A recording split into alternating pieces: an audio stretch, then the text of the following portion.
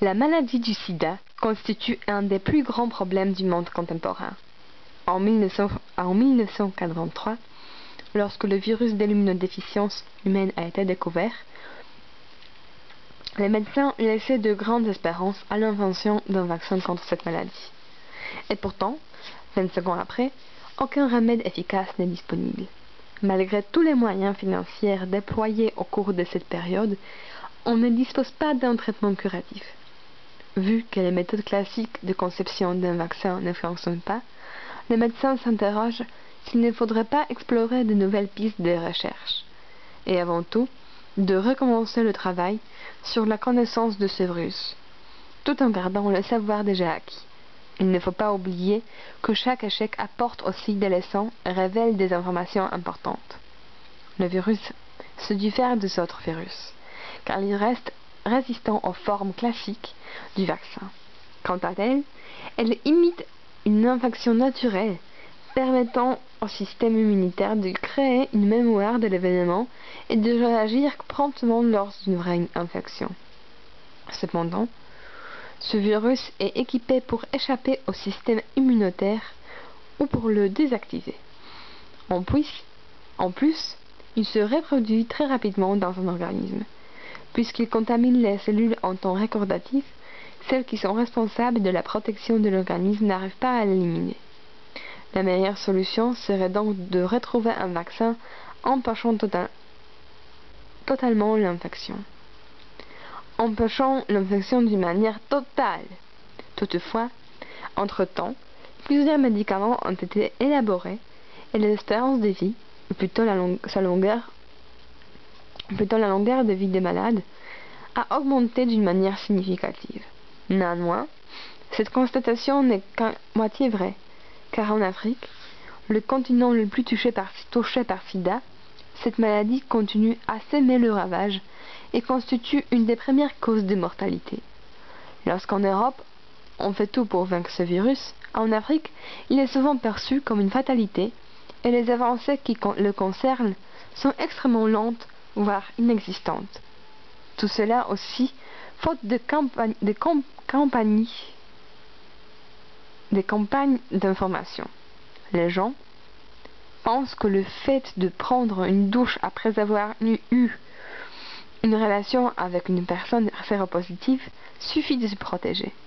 De même, il y en a qui trouvent que le viol d'une vierge peut guérir du sida, entre autres Jacob Zuma, le président.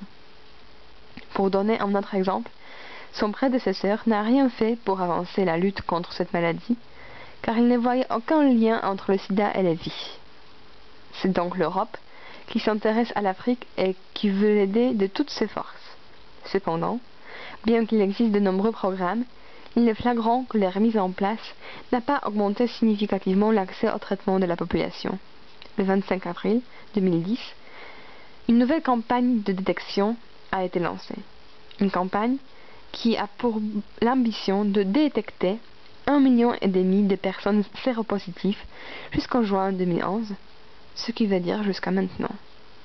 Même si ces initiateurs espèrent qu'ils seraient sérieusement suivis par les États africains, cela ne répond pas à la question la plus pertinente. Quel est le moyen le plus efficace pour protéger la population du continent noir contre le sida? C'est parce que l'Europe reste tourmentée par ces problèmes que les propos du pape Benoît XVI condamnant les préservatifs et surtout estimant qu'il aggrave le risque d'épidémie ont suscité un tollé partout dans le monde. La fidélité et l'abstinence proposées par le pape sont pour certains loin d'avoir une audience universelle. Pendant que le préservatif est un des rares moyens de prévention efficaces pour lutter contre cette maladie. C'est l'insuffisance d'utilisation des contraceptifs qui explique la difficulté à contrôler l'épidémie africaine et est en cause de la surcontamination des femmes. Les statistiques restent accablantes. Le taux de nouvelles contaminations est d'environ 3 millions de personnes, dont 370 000 ce sont les enfants. Le gouvernement européen dépense des sommes astronomiques pour diminuer ces chiffres effrayants. Malheureusement, le fait de leurs actions sont plutôt misérables. Pourtant, il existe un différent point de vue sur ce sujet. Si on réfléchit sur le rôle de l'Église en Afrique, il faut admettre qu'il n'est pas insignifiant. Au contraire, la communauté chrétienne constitue souvent le seul point fixe et stable dans les troubles de la vie quotidienne. Les catholiques et les protestants s'emploient à soigner les malades, travailler pour que les enfants puissent vivre, aller à l'école. L'Église, c'est l'institution qui se tient près des hommes en éduquant, en aidant, en conseillant et en les accompagnant. Sans oublier qu'elle prend soin aussi de ceux qui souffrent du sida. Au lieu de faire des discours dans les journaux, elle aide sur le terrain. Le pape a évidemment conscience qu'on ne peut pas résoudre le problème en distribuant les préservatifs aux gens qui ne sauront parfois même pas comment les utiliser. Nous avons beau dépenser des milliards pour aider l'Afrique, mais cela ne remplacera jamais un accompagnement constant.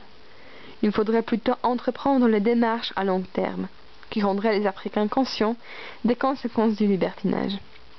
Nous devrions être proches des gens, les guider, jusqu'à ce qu'ils soient prêts à cheminer tout seuls. Il paraît évident que l'omniprésence des préservatifs à côté de l'incapacité de les utiliser comme il faut n'apportera pas de grand succès dans ce domaine. Pour conclure, c'est la banalisation de la sexualité qui est en cause de l'épidémie du sida en Afrique. C'est aussi, en plus de manque d'éducation et de manque d'éducation,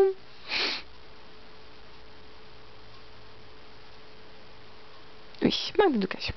Pour nombreux, c'est uniquement une sorte de drogue, de plaisir, et rien de plus.